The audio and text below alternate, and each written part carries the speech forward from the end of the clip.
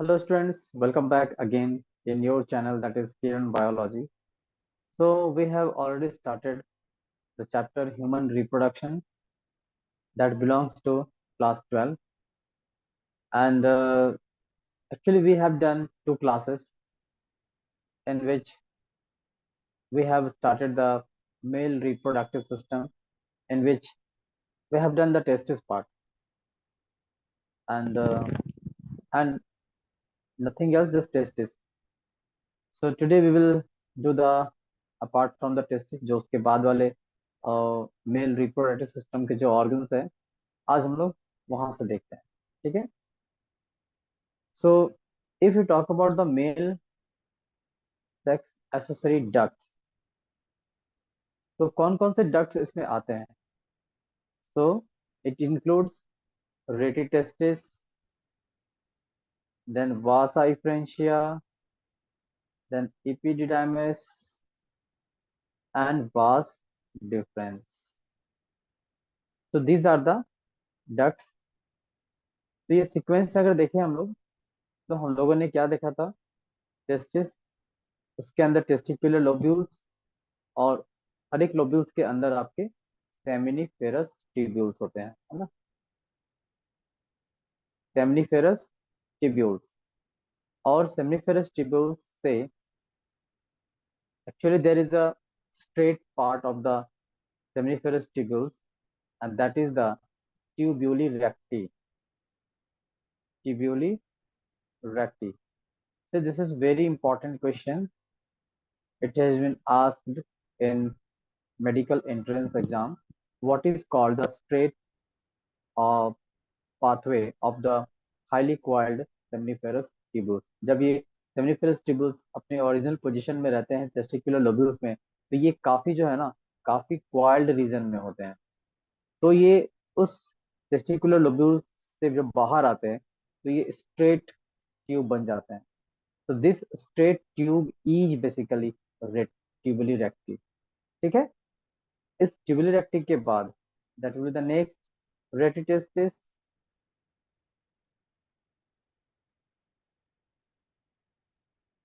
Then the vas differentia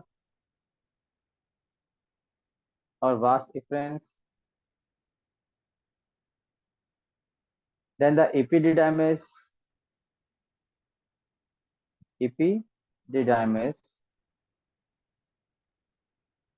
then vas difference. So after that, basically a short ejaculatory duct is there,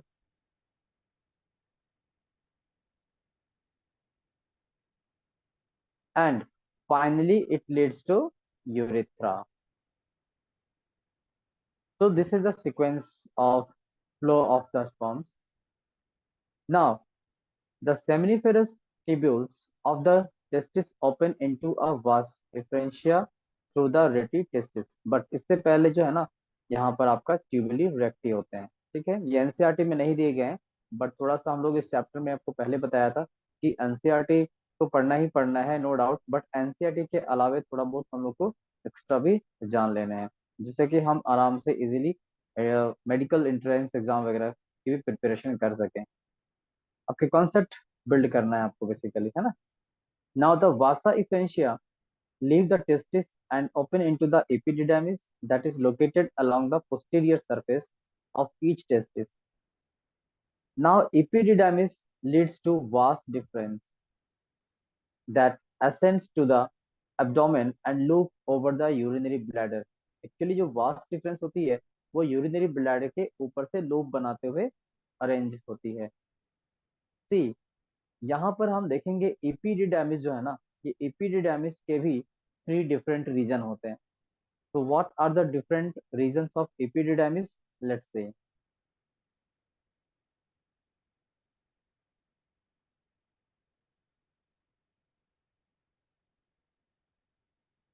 तो let's draw first the epididymis. अगर ये epididymis हम बना रहे हैं,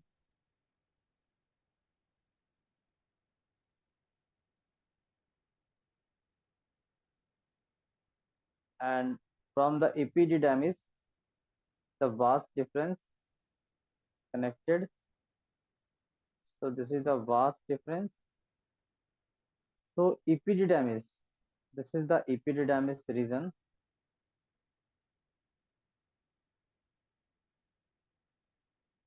This is the epididymis region. So the epididymis region consists of three different parts, you can say.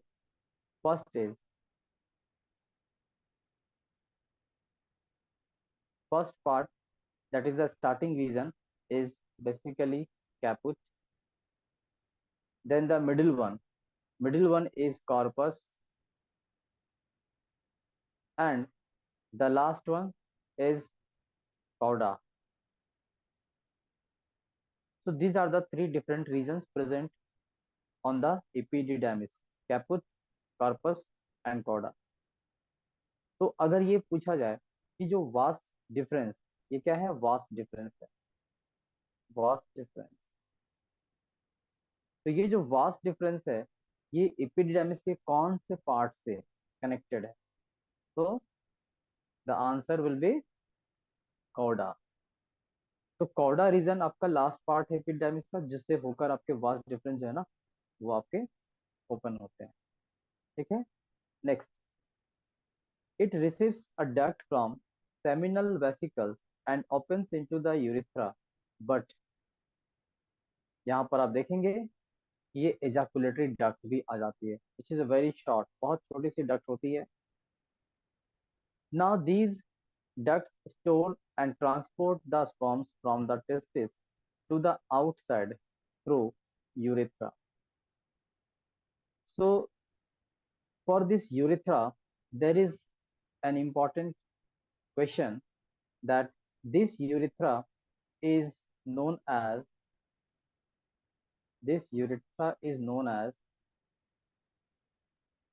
urinogenital tract. Why? Because this urethra serves the common passage for urine as well as semen, that is the sperm. तो यहाँ पर ये urethra जो है ना, एक common passage है, एक ही रास्ता है जिससे होकर यूरिन भी फ्लो होती है और आपके सीमेन यानी कि स्पर्म भी फ्लो होती है। दैट्स वाई हम इसको यहाँ पे यूरिनो जेनेटल ट्रैक्ट कहते हैं, यानी यूरिन भी है और genital tract for semen. Now the urethra also consist of three parts. इस यूरेथ्रा में भी थ्री पार्ट्स होती है। ठीक है, अगर हम यहाँ पे डायग्राम में देखें तो हम देख सकते हैं कि किस तरह से यहाँ पे यूरेथ्रा में फर्दर थ्री पार्ट्स हैं। Let's see. So this is the diagram, that is male reproductive system. यहाँ पे हम यूरेथ्रा के डिफरेंट पार्ट्स को देखने वाले हैं। सी, फर्स्ट ऑफ ऑल, ये हो गया एक यूरेथ्रा का पार्ट जिसमें प्रोस्टेटिक ग्लैंड प्रेजेंट होती है, means prostate gland. So this type of urethra और this part of urethra is known as the prostatic urethra. Prostatic prostatic urethra, यानी कि यहाँ पे प्रोस्टेट ग्लैंड है इसके वजह से।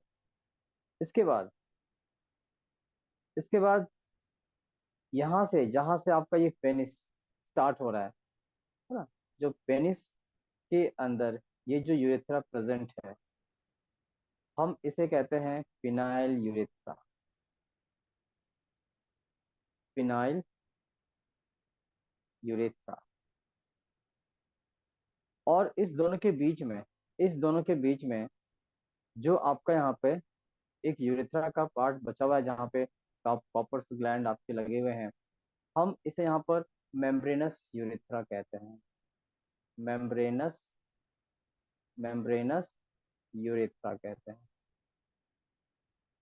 तो इस तरह से आप देख लिए, यहाँ पे ये यूरेथ्रा तीन अलग अलग पार्ट्स में डिवाइडेड रहती है। ठीक है, first prostatic urethra, then membranous urethra and finally the penile urethra. चलिए, अब हम लोग आगे बढ़ते हैं।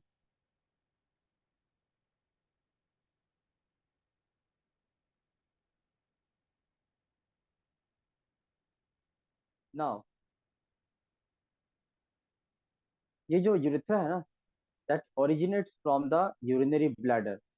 और इसी के फर्स्ट में हमने देखा था, जैसे यूरिनरी ब्लैडर से स्टार्ट होती है, first part is prostatic urethra, then membranous, then the penile, and extends through the penis, that is the penile urethra, to its external opening। और फाइनली जो आपका एक्सटर्नल ओपनिंग होता है ना, दिस वन, तो this one is known as the urethral meatus. ठीक है, तो ये हो गए आपके मेल रिप्रोडक्टिव सिस्टम के जो एसेसरी डक्ट्स है ना, ये हो गया इसके बारे में। चलिए फिर इसके बाद हम लोग देखते हैं नेक्स्ट, मेल एसेसरी ग्लैंड्स। तो मेल एसेसरी ग्लैंड से पहले हम लोग यहाँ पर एक्सटर्नल जेनेटिलिया पहले देख लेते हैं, इसके बाद हम यहाँ पे मेल जो एसेसरी ग्लैंड था इसके हम लोग देखेंगे। ठीक है, so this is the male external genitalia. तो इसके अंदर जो है ना, मेल में ये पेनिस होती है, and this is known as male copulatory organ, male copulatory organ.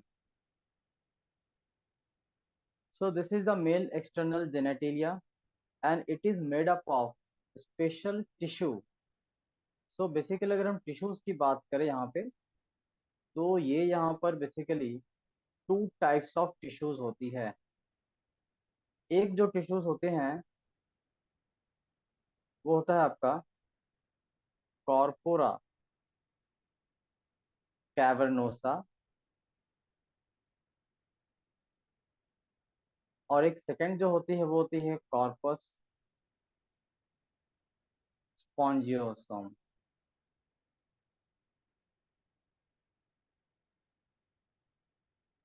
So basically these tissues are erectile in nature, है ना, ये इरेक्टाइल नेचर के होते हैं। जब इसमें ब्लड फिल्ड हो जाते हैं ना, ब्लड आ जाती है, तो ये जो है ना आपका इरेक्टाइल हो जाती है, इसमें इरेक्टाइल टिश्यूज भी कहते हैं। That helps in erection of the penis to facilitate insemination. ठीक है, now the enlarged end of the penis, यानी पेनिस के एंटेरियर पार्ट में जहाँ पे यूरेथ्रल मेटस है ना, वहां पे जो है ना आपका जो that is there is a structure which is known as the glans penis. It is some swollen part of the penis and it is covered by a loose fold of skin, that is the foreskin, either you can say foreskin, and there is one more term for this, that is the prepuce, prepuce। Now the male accessory gland, so under the male accessory gland it includes first seminal vesicles which are in pair, that is number into a single prostate gland and again a pair of bulbourethral glands, and these bulbourethral glands are also known as Cowper's gland, Cowper's gland। Now secretions of these glands constitute the seminal plasma, यानी कि आपका ये जो seminal vesicles gland है, जैसे first में हम यहाँ पे लिख लेते हैं seminal vesicle, seminal vesicle, first gland ये हो गया seminal vesicle. Then number two prostate gland, then number three bulbourethral, bulbourethral. तो ये तीनों के जो सिक्रीशंस होंगे, जो फ्लूइड होंगे ना, उस फ्लूइड को हम यहाँ पर कहते हैं सेमिनल प्लाज्मा। और इस सेमिनल प्लाज्मा फ्लूइड में मेजर कंट्रीब्यूशन सेमिनल वेसिकल्स के होते हैं, यानी कि ज्यादातर सेमिनल वेसिकल्स के सिक्रीशन इसमें कंटेन रहते हैं। ठीक है, तो ये जो सेमिनल प्लाज्मा है इसमें तीनों के सिक्रीशन प्रेजेंट है। तो अगर हम इसे सिंगल सिंगल देखें, तो सेमिनल वेसिकल्स की बात करें तो ये जो फ्लूइड सिक्रीट करते हैं इसमें मेनली आपका फ्रक्टोज प्रेजेंट होता है, जो बेसिकली यहाँ पे स्पर्म को एनर्जी प्रोवाइड करते हैं। ठीक है। इसके अलावा जो है आपका यहाँ पर कुछ और भी आयंस जैसे कि कैल्शियम वगैरह जो है ना, ये भी प्रोस्टाग्लैंडिन्स है, ये भी प्रेजेंट होते हैं जो स्पर्म को हेल्दी बनाने का काम करते हैं। प्रोस्टेट ग्लैंड की अगर बात करें, तो प्रोस्टेट ग्लैंड की जो फ्लूइड होती है ना, ये मेनली आपका स्पर्म को मोटिलिटी प्रोवाइड करते हैं।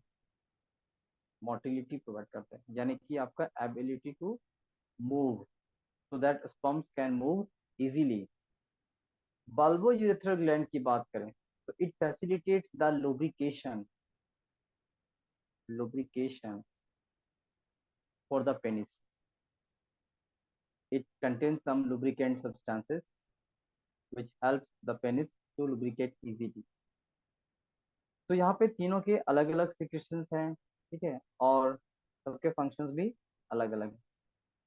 तो ये तीनों के सिक्रेशंस को मिला के हम सेमिनल प्लाज्मा कहते हैं, जिसमें मेजर कंट्रीब्यूशन किसका है, तो सेमिनल वेसिकल, ठीक है।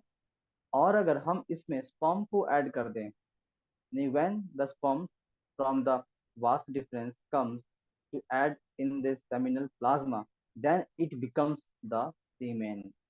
तो अब हम इसे यहाँ पर सीमेन कहते हैं, यानी इस सीमेन का मतलब हो गया इसमें सेमिनल प्लाज्मा भी है और साथ साथ में स्पर्म भी प्रेजेंट, ठीक है। See, it is written that seminal plasma which is rich in fructose, then calcium and certain enzymes, and these secretions, the secretions of bulbourethral gland also helps in the lubrication of the penis. And the nature, the pH, if you talk about the pH of seminal plasma, so that is the alkaline. तो इसके दो benefits होंगे alkaline होने की वजह, दो है, ठीक है।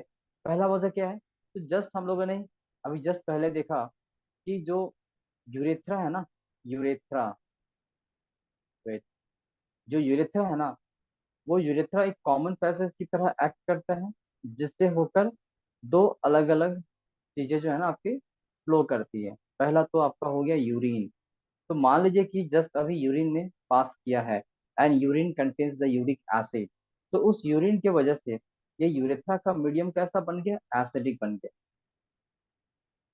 Now the sperms are ready to cross from the same, क्योंकि स्पर्म को भी इसी से जाना है।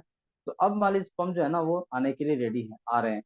तो अगर स्पर्म आते हैं तो ये जो एसिडिक मीडियम है ना यूरेथ्रा के, ये इस स्पर्म को हार्म कर सकते हैं, हार्म द स्पर्म, चाहे जिस तरह से भी हो उसको नुकसान पहुंचाएंगे, मे बी उसको डेड कर दे। तो जिसके वजह से जो है ना यहाँ पे सेमिनल प्लाज्मा है ना, ये आपके स्पर्म के साथ मिक्स हो जाते हैं और एज अ सीमेन वो इस यूरेथ्रा से क्रॉस करेंगे। तो अब क्या होता है कि वो जो आपका सीमेन है उसका नेचर जो है आपका बेस है, तो जैसे ही बेस इस एसिडिक वाले मीडियम से पहले मिलेंगे तो न्यूट्रलाइजेशन रिएक्शन होगा, जिससे कि स्पर्म्स प्रोटेक्टेड होगा। ये तो हो गया first type of protection. Second, second होती है आपकी फीमेल जेनाइटल ट्रैक्ट में, फीमेल जेनाइटल ट्रैक्ट में, that is vagina. Actually at the vagina there are some bacteria which produce some kind of acids in the female genital tract, वहां पे कुछ acids produce होते हैं। तो उसके वजह से जो वेजाइनल कैनाल है ना और जो उसकी ओपनिंग है, वहाँ उसके मीडियम एसिडिक हो जाएंगे। अगेन यहाँ पे अगर स्पर्म वहां जाता है तो फिर से स्पर्म को प्रॉब्लम हो सकती है उस एसिड की वजह से, एसिडिक मीडियम की वजह से। तो फिर यहाँ पर क्या किया जाता है कि यहाँ पे अगेन जो सेमिनल प्लाज्मा है, इसका जो बेसिक नेचर है, इसका जो अल्कलाइन नेचर है, वो क्या करता है कि वो उस एसिड के साथ मिक्स करेगा और न्यूट्रलाइजेशन रिएक्शन करेगा। तो वहां भी स्पर्म्स को क्या मिला, प्रोटेक्शन मिला। तो this is the benefits, it protects the sperms. साथ ही साथ हमें ओवरऑल फंक्शन एक और कह सकते हैं कि सेमिनल प्लाज्मा जो है ना, it provides a body to the sperm for the movement. जैसे कि फिश बिना वाटर के मूव नहीं कर सकती, सिमिलरली यहाँ पे स्पर्म बिना सेमिनल प्लाज्मा के आगे मूव नहीं कर सकते। तो क्वेश्चन यहाँ पर ये है कि अगर ये स्पर्म इस सेमिनल प्लाज्मा की वजह से मूव करता है, तो फिर जब तक सेमिनल प्लाज्मा नहीं आया था तब कैसे मूव करता था, तो वहां पर इसका आंसर होगा कि जब तक सेमिनल प्लाज्मा नहीं आया है तब तक जो स्पर्म थी वो आपके डक्ट जैसे कि एपिडिडाइमिस में, या फिर आपका वास डिफरेंस में, या उससे पहले एपिडाइमिस से भी पहले बात करें तो यहाँ पर आपका वास डिफरेंस में, ये सारे डक्ट्स में थी। तो वहां पर ना ये पेरिस्टाल्टिक मूवमेंट होती है, यानी कि पेरिस्टाल्टिक मूवमेंट जो हम लोगों के इंटेस्टाइनल ट्रैक्ट में भी होता है, हमारे एसोफेगस में भी होता है फॉर द मूविंग और pushing the food for the further digestion, ये सेम यहाँ पर आपका पेरिस्टाल्टिक पेरिस्टाल्टिक मूवमेंट होती है। तो उस ट्यूब्स में, उस डक्ट के ट्यूब्स में पेरिस्टाल्टिक मूवमेंट होते हैं जिसके वजह से स्पर्म की मूवमेंट कंटिन्यू रहती है। बट जैसे ही आपका ये एजाकुलेटेड डक्ट को क्रॉस करके यूरेथ्रा में आ जाते हैं, तब यहाँ पर आपका बेसिकली ये सेमिनल प्लाज्मा उसको हेल्प करते हैं। इवन पेरिस्टाल्टिक जो मूवमेंट है वो यहाँ भी यूज होते हैं, नो डाउट। बट यहाँ पे स्पर्म को एक बॉडी मिल जाता है, फ्लूइड मीडियम मिल जाता है, जिसके वजह से वो इजीली अपने टेल के हेल्प से स्विमिंग करके आगे बढ़ जाते हैं। ठीक है स्टूडेंट्स, तो इस तरह से आज हमारा मेल रिप्रोडक्टिव सिस्टम जो है ना ये कंप्लीट होता है। अब हम इसके बाद नेक्स्ट सेशन में फीमेल रिप्रोडक्टिव सिस्टम को स्टार्ट करेंगे। ठीक है students, thank you for watching, have a good day.